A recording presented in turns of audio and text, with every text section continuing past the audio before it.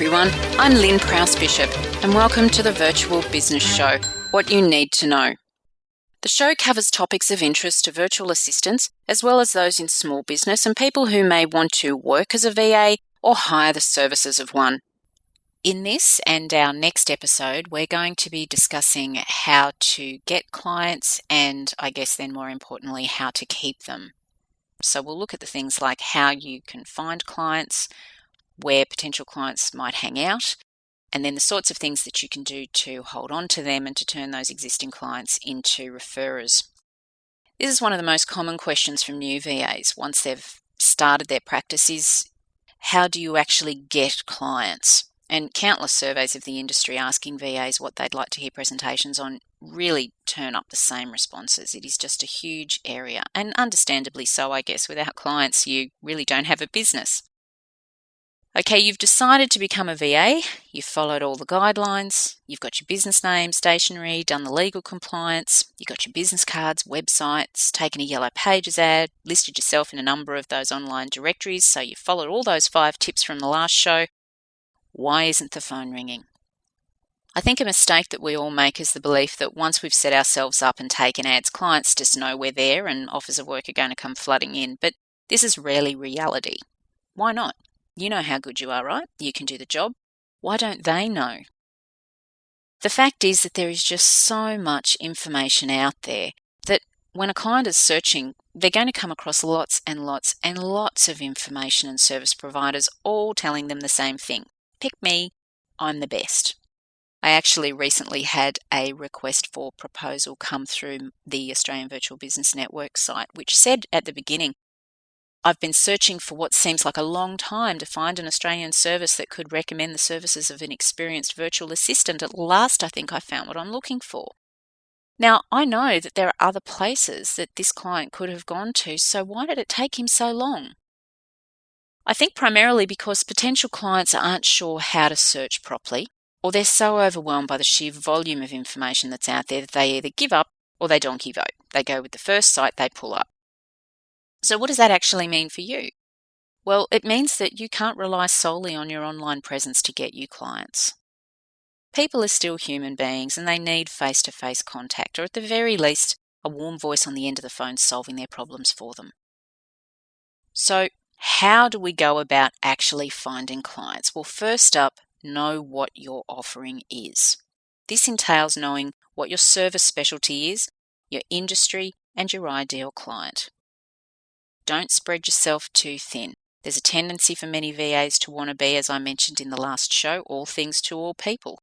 And unfortunately, that just doesn't work. You burn out very fast. So here's the N word again.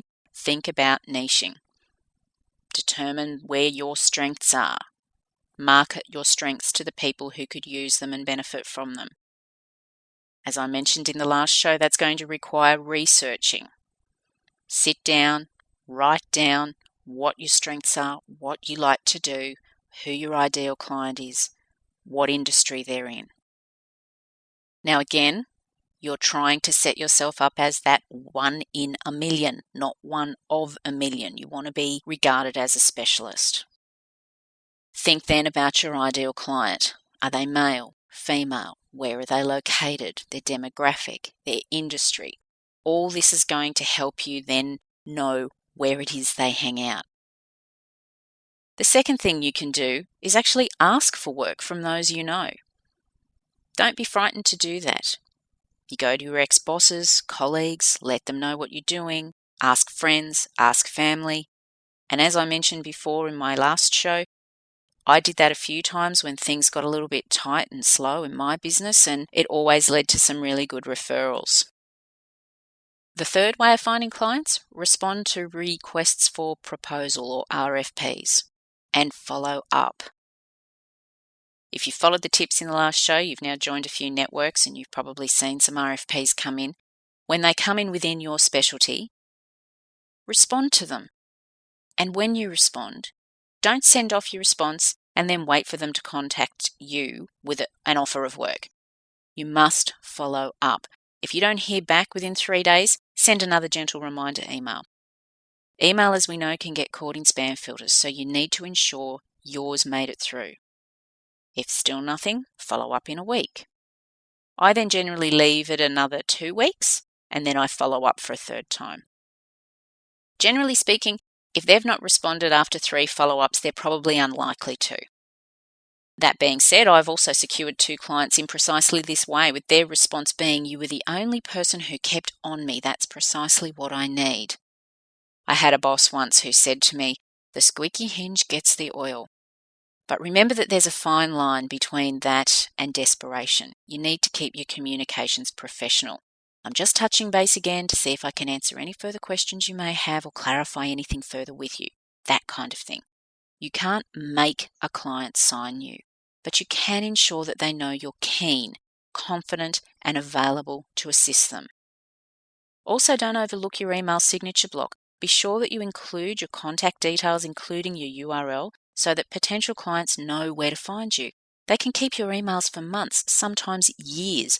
I had a potential client contact me 18 months after I sent a response to an RFP to see if I was still interested, still doing the same work, and still charging the same rate. Also, ensure that you've not only a contact form on your website, but also a phone number and an email address. Not everyone likes to fill in forms. Be sure that these details are prominent on your homepage, and again, if you can, on each of your pages, perhaps in the footer. Make it easy for clients to find you. So the how to find clients is to know what your offering is. Don't be frightened to ask for work. Respond to requests for proposal that come in and make sure that you follow them up. And then use your email signature block to your advantage. So now let's have a quick look at where to look for clients, where we can actually go to find them. And we can break this up into online and offline. Okay, if we look at online first, have a look at membership of online networks and forums. So these can be VA industry related or business networks. So we've got the Alliance for Virtual Business, VA Networking, the Australian Virtual Business Network, IAVA, UK VAN, AfriVan. There are tons and tons of VA industry related networks out there. If you Google virtual assistant network in your area, you'll find heaps. And join a few international ones too, as I mentioned in the last show. Again, I always recommend joining more than one network. You don't have to join them all, of course, but 99% of them are going to offer you a discussion forum and a listing in their directory, which is going to increase your web presence and, again, potentially access to job leads. Again, the word of caution, do not ever rely solely on your network memberships to get you work. That is not their job. It is a benefit of membership, a bonus or a privilege, not a right. You still have to take responsibility for marketing yourself. I've actually written a blog post on joining networks. If you go to my blog, blog.execstress.com, you'll be able to see the article there, which is called On Joining Networks. Search for that, and that gives you some more ideas on why I think it's such a good idea. There are also industry-specific forums and networking groups online. So this is going to include Ning groups or discussion forums that exist for your industry. If you go to ning.com, look for groups there in your industry specialty. Yuku.com, YUKU, is another. Google Groups is a third. There's a lawyers group at Ning that I know of. There's bound to be others. Medical professionals also have their own discussion forums and boards. Do a Google search for them. The idea here is to join these groups and kind of lurk. Listen to what's being discussed. Join in when you can, giving your expertise in areas of administration, billing, efficiency, or whatever it might be. You need to be seen and be seen to be helpful. And then, of course, there's social networking, which is a whole topic all on its own. But we've got LinkedIn, Twitter, and Facebook, for example. These are the 3 main ones. In my opinion, if you don't have a Facebook business page, at the very least in this day and age, it's just like not having a yellow pages ad in the 80s and 90s. Most people are going to be looking online now when they want something. More and more people are using Facebook, and they'll ask their contacts for recommendations. More and more businesses are on LinkedIn, and they're setting up business and industry specific groups there. It's a great place to ask and, more importantly, answer questions and become known as the go-to person for your industry and your area of expertise. So that looks at online. What about offline? Well, offline places to look for potential clients are going to be, say, business groups and clubs like Chambers of Commerce, Leads clubs, women's networking groups, View Club. Many of us have a fear of speaking to strangers, but you really need to get over that if you want to gain clients. And this means getting out and attending networking events, training sessions, and meetings put on by these groups. No one's going to know you're around and what you can do for them unless you get out there and tell them. However, don't use these events purely as opportunities to promote yourself. You need to go to a few of the meetings and events offered by the club or group to become known within the group as a bit of a regular. Get involved. Once people know what you do and know you're interested in participating in the group, not just being that business card shark I mentioned before, they're more likely to use your services or refer you because they get to know and like you. Remember that people do business with people they know, like, and trust. How do they get to know, like, and trust you if you're never around, or if you give the impression that you're only attending functions for what you can get out of them? A networking mistake many people make is to take that attitude that they must leave a networking function with one solid gold lead and two good potentials. Honestly, my advice is just get to know people and what they do, and you really can't go wrong. These groups also offer you other opportunities for business marketing. So, for example, you could see if you can advertise in their newsletter or offer to produce the newsletter for them with a little note on the bottom saying designed by. You could also see if they offer inclusion on their website and put their logo on yours for cross-promotional purposes and to increase your credibility. You could also ask them if you can be involved in the updating of their site if this is something that you're good at, or to help them with their membership databases, mail-outs, and that sort of thing. Getting involved in this way is the perfect way to highlight what you can do. And remember that office bearers of these clubs also have full-time jobs elsewhere, and they're often doing chamber work in their spare time, so they're grateful for the help. I actually helped my local chamber in this way in exchange for free membership, so whilst I wasn't actually paid for the work I did for them, I was a member with advertising on their site and people got to know me that way. See if they'd let you do a short presentation on the industry, not on your business specifically. That's very important. But if you do a presentation on the industry, you can highlight what VAs can do for their members, and then of course, they know you, so they're going to come to you. Another offline opportunity is volunteer type work. So for example, your local community guild, residents association, your kids' school or sporting clubs, or your church. At these places you can offer to do newsletters, keep databases, arrange fundraising drives, all those sorts of things. Naturally, they won't be paid, but again, do so in exchange for including your business details somewhere in the materials. And finally, there are what are called meetups.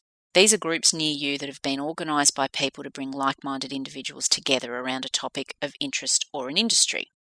It could be a hobby that you have an interest in, or it could be a business meetup.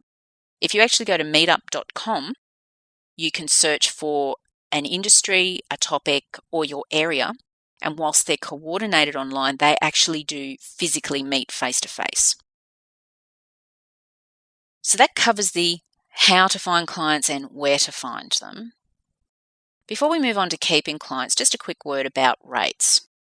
Sometimes new business owners get a little bit nervous about their rate and want to know whether they should change their rate, drop it, or negotiate it because a client seems a bit reluctant to pay what you charge.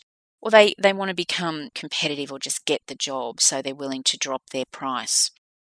A lot of new VAs in particular are worried that they're going to lose clients or miss out on securing a client because that client is after a cheaper option. Well, in my opinion, if they want cheap, then you need to ask yourself, are they really the client for you?